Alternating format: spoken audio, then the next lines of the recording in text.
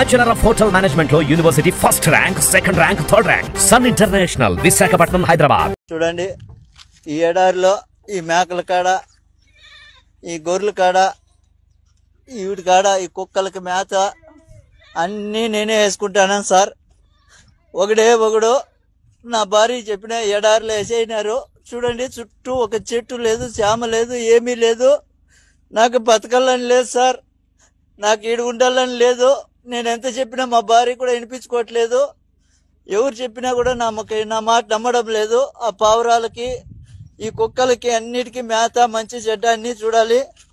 ఒక్కొక్క రోజు వాళ్ళు వచ్చినారంటే నైట్ 3 అయినా నిద్ర ఉండదు, 4 అయినా నిద్ర ఉండదు సార్. కోళ్ళకి, ఇక్కడ బాతులకి, ఇట్లా కోళ్ళకి అన్నిటికీ మేత చూసుకోవాలి. చెట్లు వచ్చేసి 2 కిలోమీటర్లు ఉన్నాయి సార్. ఆవిడికి నీళ్ళు ఎత్తుకుపోయి పోయాలా, క్యాన్లతో నీళ్లు మోసుకొని పోవాలా. ఈ జనరేటర్లు ఒకటంటే ఒకటి పని చేయడం లేదు. వాళ్ళకి చెప్తే వాళ్ళు కనీసం పట్టించుకోవడం లేదు.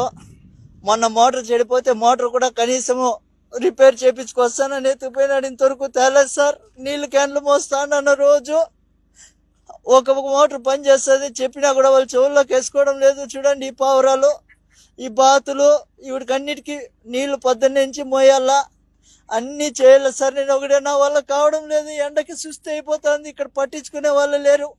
ఇప్పుడు ఆయన వచ్చి 3 రోజులు అవుతుంది సార్. కనీసం నువ్వు తిన్నావా, సచ్చినావా అని ఫోన్ కూడా చేయడం లేదు. ఈడ నాకు ఈ పక్క పాములు, తేళ్ళు ఎక్కువ ఉన్నాయి సార్. నేను చచ్చిపోయినా కూడా అడిగేవాడు లేదు సార్. ఈడ నా పరిస్థితి ఇట్లుండాది. నాకు దయచేసి ఎవరైనా సాయం చేయండి సార్. ఈ ఎడారి నుంచి నన్ను బయట వేసేయండి, ఇంటికి వచ్చేస్తాను. ఈడున్నానంటే చచ్చిపోతాను సార్. ఇంక 2 రోజులు ఉంటే చచ్చిపోతాను. నా వల్ల కావడం లేదు సార్. చూడండి, చుట్టుకారము ఒక చెట్టు లేదు, చేమ లేదు, ఒక మనిషి మాట్లాడేవాడు కూడా లేడు సార్. ఈడ నాకు కనీసం మాట్లాడిచ్చేవాడు లేడు. తిన్నావా, చచ్చినావా, ఏంపా, ఎట్లుండదు అని అడిగేవాడు లేదు సార్. నాకు నా బిడ్డలు గుర్తొస్తున్నారు. నేను బతకలేను సార్. ఈడ దయచేసి ఎవరైనా నన్ను సాయం చేయండి. ఈ కోవిడ్ నుంచి నన్ను బయటపడేయండి సార్. ఏమని చెప్పినా కూడా ఏజెంట్ కూడా కానీ నా మాట వినడం లేదు సార్. డబ్బులు కట్టు అంటున్నారు. నా కాడ అంత డబ్బులు లేదు. ఏం చేసేది సార్? నేను కూలి చేసుకుంటేనే పని జరుగుతుంది. ఏదో ఇక్కడ నాకు చెప్పిండే పని వచ్చేసి వేరే, ఇక్కడ చేపిస్తుండే పనులు వేరే. ఎవరికి అడిగినా నాకు పట్టించుకోవడం లేదు సార్. నా వల్ల కావడం లేదు. ఎవరైనా దయచేసి నన్నట్టు గడ్డకేయండి సార్. మీ కాళ్ళు పట్టుకుంటాను. లేదంటే ఇంకొక రోజు 2 రోజులు చూసి నేను ఆత్మహత్య చేసుకోవాల్సిందే సార్. నా వల్ల కావడం లేదు. మీకు ఎవరికన్నా కానీ దయ ఉంటే నా పైన కొద్దిగా దయ చూపించండి. ఎందుకంటే ఇంటికి వచ్చి కూలో నాలో చేసుకునైనా బతుకుతా, కానీ ఇక్కడికైతే బతకలేను. నా వల్ల కావడం లేదు సార్. 10 నుంచి సాయంత్రం దాకా ఒకటే పని ఉంటుంది. నా వల్ల కావడం లేదు. కనీసం ఇక్కడ మాట్లాడిచ్చేవాడు కూడా లేడు సార్. నా కర్మ వద్దు. ఇక్కడ నేను ఎంత బాధపడతానంటే అంత బాధపడతాను. మా భార్యకి ఫోన్ చేసి చెప్తే, నాకా డబ్బు లేదబ్బా, నేనేం చేసేది, నేను ఎక్కడి నుంచి తీసుకురావాలి అందంటుంది. ఇంకా నేను ఇక్కడ బతకలేను సార్. నా వల్ల కావడం లేదు. దయచేసి నాకు మీద ఎవరైనా దయ చూపించండి సార్. చూడండి, ఇక్కడ ఇసుక తుఫాను వస్తుంది సార్. ఆ రోజు వాళ్ళకి చెప్పినా కూడా వాళ్ళు రారు. ఇసుక తుఫాను ఉంటే రారు వాళ్ళు. ఈడ మేత వేయాలా, నీళ్లు పెట్టాలా. మనిషి చచ్చిపోయినా వాళ్ళకి బాధ లేదు.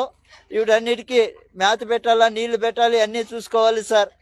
కాబట్టి ఎవరైనా దయచేసి నా బాధ అర్థం చేసుకోండి. చూడండి సార్, నా పేరు శివ. మాది ఇట్లా ఆంధ్ర రాయలసీమ మదనపల్లి దగ్గర చింతపర్తి గ్రామం. చూడండి సార్, నేను కొయ్యేటికి వచ్చాను, ఏదో బతకాలని వచ్చాను. ఇక్కడ చూస్తే చాలా కష్టంగా అయిపోయింది. ఎడార్లు వేసేసారు. నిన్న ఎంబీసీ వాళ్ళు ఫోన్ చేశారు. నేను సోషల్ మీడియాలో నా వీడియో ఒకటి పెట్టాను. దానికి ఎంబీసీ వాళ్ళు ఫోన్ చేసి వాళ్ళు ఇక్కడికి తీసుకురావడం జరిగింది. కాకపోతే కొంచెం ఇబ్బందులు, అక్కడ చాలా కష్టపడ్డాను. ఇక్కడికి ఆఫీస్ దగ్గరికి వచ్చాను, సార్ వాళ్ళు తీసుకొచ్చారు. కొంచెం కాకపోతే వాళ్ళు సాయం చేశారు. నేను ఇక్కడ కష్టం చేసి ఎంత బాధలు పడి, అలసాట్లు పడి ఇక్కడికి చేరుకున్నాను సార్. సార్ వాళ్ళు రావడంతో నా వల్ల ఇక్కడ చేరుకున్నాను. కాకపోతే ఇక్కడ ఉండడానికి రూము, తినడానికి తిండి, మంచి చెడ్డ అన్ని వాళ్ళే చూస్తున్నారు సార్. ఇక్కడ నుంచి ఇండియా పంపించేదాకా సార్ వాళ్ళదే బాధ్యత అని చెప్పారు. నీ మీద కనీసం ఏమీ ఇబ్బంది లేకుండా నీకు క్షేమంగా ఇల్లు చేర్చే బాధ్యత మాది అని చెప్పారు సార్. అందరికీ, ఆఫీసర్లకి, ప్రతి ఒక్కరికి ధన్యవాదాలు తెలియజేస్తూ నాకు సహకరించిన వాళ్ళకందరికీ నమస్కారం సార్. అందరికీ ధన్యవాదాలు తెలియజేస్తున్నాను.